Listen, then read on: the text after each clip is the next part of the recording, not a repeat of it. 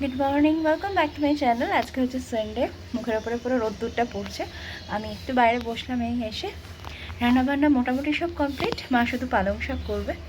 আর কালকে মায়ের বার্থডে, আমি পায়েসটা করে রাখবো একটু পরে, কেননা অ্যাকচুয়ালি মায়েদের তো ওরকমভাবে বার্থডে সেলিব্রেশন হতো না যে দিনের দিন পায়েস বা 5 রকম ভাজা, তো সেই জন্য আগের দিন আমি করে রাখি। এটা আমিই শুরু করেছি, আমি যখন থেকে আমি নিজে রান্নাবান্না করতে পারি তখন থেকেই, মানে বিয়ের অনেক আগে থেকেই।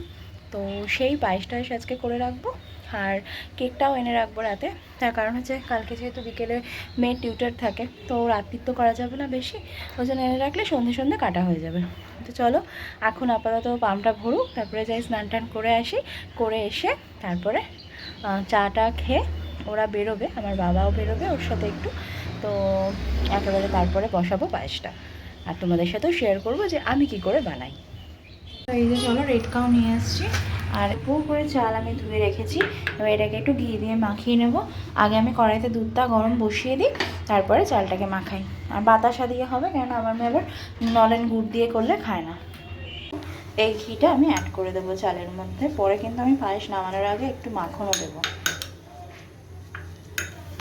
দুধ জাল দিতে বসিয়ে দিলাম, 1 লিটার বলে এই কড়াইটাতেই করে নিচ্ছি। হাইলোরনিক ছাতার মাথা মেখে, এই যে আমার কোনো কিছু মাখলেই কেন যে এরকম হয় আমি বুঝি না।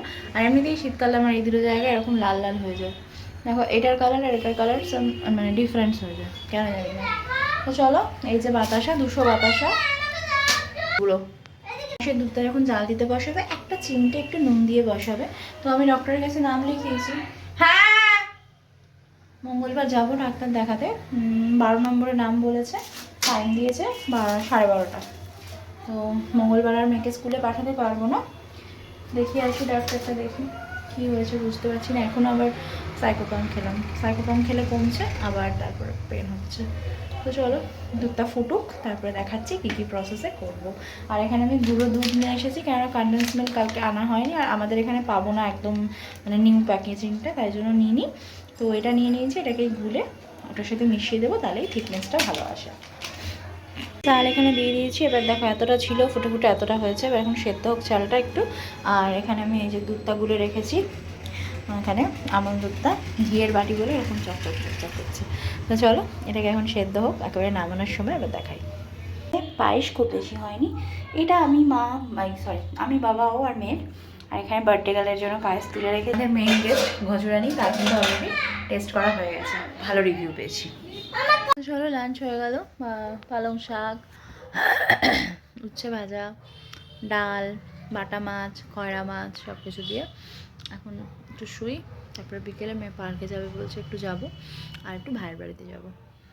চলে এসেছি, পার্কে যেতে পারিনি, পার্ক বন্ধ, ওদের ওখানে কিছু একটা উৎসব ছিল।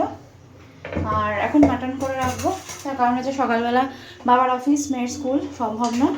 এই মাটন ধুয়ে রেখে দিয়েছি এখানে, এবার আলু দিয়ে পাতলা রেখে দেবো, গরম করে নেবো সকালে। দেখো কষাতে শুরু করে দিয়েছি মশলা, এখানে আলুগুলো একদম ভালো করে ভেজে নিয়েছি, আর মাংসটাও ভালো করে মেখে রেখেছি, কিছু বাঁধরামো করে যাচ্ছে। তো চলো আজকের ব্লগটা মাংস রান্না করতে করতেই শেষ করছি। নতুন ব্লগ নিয়ে খুব তাড়াতাড়ি চলে আসবো, ততক্ষণের জন্য সবাই খুব ভালো থেকো, সুস্থ থেকো, সর্বোপরি সাবধানে থেকো। চ্যানেলটার কিছু ভালো লেগে থাকলে চ্যানেলটাকে সাবস্ক্রাইব করতে ভুলো না। টাটা।